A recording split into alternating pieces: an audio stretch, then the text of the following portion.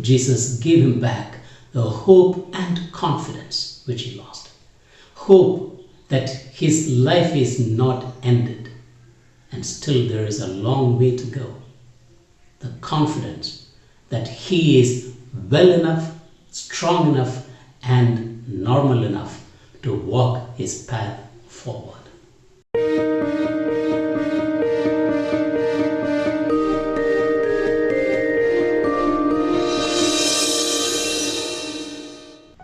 May the peace and joy of Christ be with you today.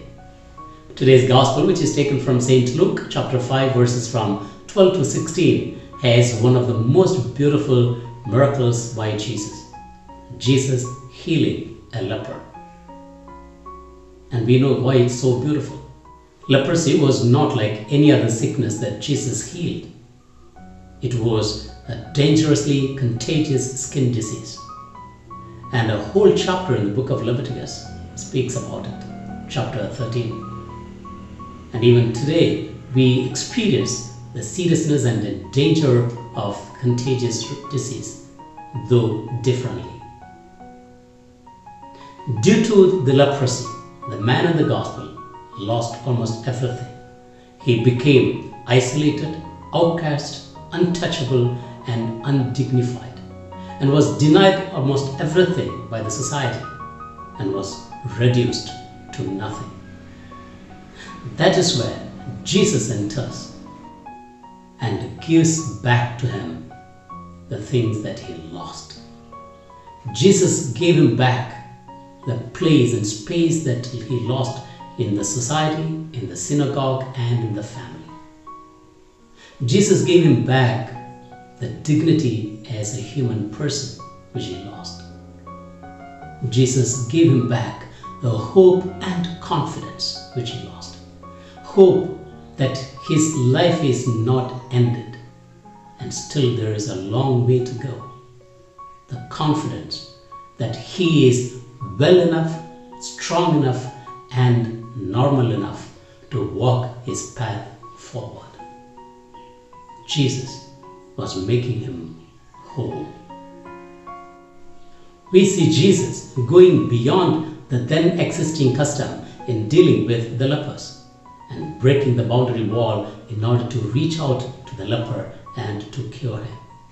And then abiding by the law, which is prescribed in the book of Leviticus chapter 13, respecting the authority and the role of the priest, he sends the leper to the priest to show him to them so that they may confirm his cure and reinstate him into the society and the synagogue in order that his process may be complete. My dear friend, the gospel today motivates us particularly for three things. First, to go out to the peripheries beyond barriers. Let us recall the call and challenge extended by Pope Francis when he said, "Go out to the peripheries, take the gospel to those in need." Peripheries would include those people who are ignored by the government and hierarchical systems, those illiterate, judged by their race or the condition in their life, the immigrants and refugees, the imprisoned, the isolated, the outcast, the undignified, those people who are struggling to find a place in the society, in the religious circle, and even in their family, the elderly, the lonely, the sick, the unborn, and many more. And secondly, to keep our faith alive even when everything around us might look very dark and not very promising, as the man in the gospel did. It will do wonders in our life as it did in his life. Faith in God, faith in our own selves, and faith in life. Thirdly, to respect the space, the role, and the authority of each person, because completion of certain process would require the role and authority of many people.